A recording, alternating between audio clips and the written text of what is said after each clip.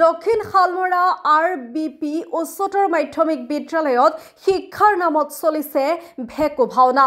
বাহিৰৰ যুৱকে স্কুলীয়া ছাত্ৰীক চৰ থাপৰ সোধাত সৃষ্টি হয় উত্তপ্ত পৰিস্থিতিৰ। লগে লগে দক্ষিণ শালমৰা আৰক্ষীয়ে আটক কৰে যুৱকজনক। দক্ষিণ শালমৰাত শৈক্ষিক পৰিৱেশ বিনষ্ট হোৱাত খৰ্গহস্ত হৈ পৰে আমচুৰ লগতে স্থানীয় ৰাইজ। আমচুৰ জিলা উপসভাপতি ৰিজাউল ইছলাম খানৰ নেতৃত্বত স্থানীয় ৰাইজে সাব্যস্ত কৰে উত্তাল প্ৰতিবাদ। আমচুৰ অভিযোগ, দীৰ্ঘদিনৰ পৰা বিদ্যালয়খনত স্থায়ী অধ্যক্ষ সলনি শৈক্ষিক অধ্যক্ষৰ মাধ্যমত আৰু বিদ্যালয় পৰিচালনা কমিটিৰ হেমাহিৰ বাবে শৈক্ষিক পৰিৱেশ বিনষ্ট হৈছে। উক্ত সন্দৰ্ভত বিভাগীয় ঊৰ্ধ্বতন কৰ্তৃপক্ষৰ লগতে জিলা আয়ুক্তলৈ বিদ্যালয়খনৰ শৈক্ষিক পৰিৱেশ ৰক্ষা কৰাৰ উদ্দেশ্যে স্থানীয় অধ্যক্ষৰ নিযুক্তি দিয়াৰ দাবীৰে লিখিতভাৱে আবেদন জনাই বিফল হয়। আৰু আজি বাহিৰৰ যুৱকৰ দ্বাৰা বিদ্যালয়খনৰ ছাত্ৰীক এনেদৰে প্ৰহাৰৰ বলি হ'বলগীয়া হোৱাৰ গুৰুতৰ অভিযোগ উত্থাপন কৰে আমচুৰ উপসভাপতিয়ে। জানে আমাৰ RBP স্কুলখন সাউথ চালৰ মাজত এক নম্বৰ পজিশনত আমাৰ RBP হায়াৰ ছেকেণ্ডাৰী।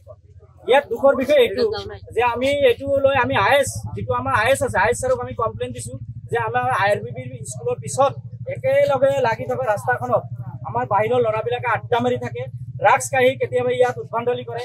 এইবিলাক আমি বাৰে বাৰে আমি আমচুৰ স্থানীয় ৰাইজৰ সহযোগত বাৰে বাৰে আমি সিহঁতক খেদো। এইটোৰ পৰিপ্ৰেক্ষিতত আমাৰ কিছুমান ল'ৰাই উদ্ভণ্ডালি কৰি আমাৰ লগত ড্ৰাগছ কাজিয়াৰ সৃষ্টি কৰে। গতিকে এইখিনি কথা আমি SP ছাৰলৈ জনাইছো, আমি OC ছাৰলৈ জনাইছো। কিন্তু বিশেষকৈ আমি IS ছাৰক ক'ব খুজিছো যে আমাৰ এই RBP স্কুলখনত এটা পাৰ্মানেণ্ট শিক্ষক নাই, প্ৰিন্সিপাল নাই। তাৰমানে প্ৰিন্সিপাল নথকাৰ কাৰণে আমাৰ IS হৈছে আমাৰ প্ৰিন্সিপাল, তেতিয়া IS ছাৰ আমাৰ ইয়াত নাথাকে।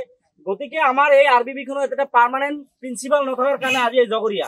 গতিকে আমি স্পষ্ট ভাষাত কৈছো যে আমাক অতি সোনকালে RBP খনত এটা পাৰ্মানেণ্ট প্ৰিন্সিপাল লাগিব, যেটো আমাৰ পাৰ্মানেণ্টলি লাগিব। এতিয়া আমি একাডেমিক তাৰমানে 2 বছৰ পৰা এনেকে চলি আছে, 6 জন মান একাডেমিক দিয়ে কেতিয়াবা এই RBP খনত, যি RBP খনত আমাৰ নাম সৌন্দৰ্য বহুত ভাল আছিল, কিন্তু সেইটো নাই।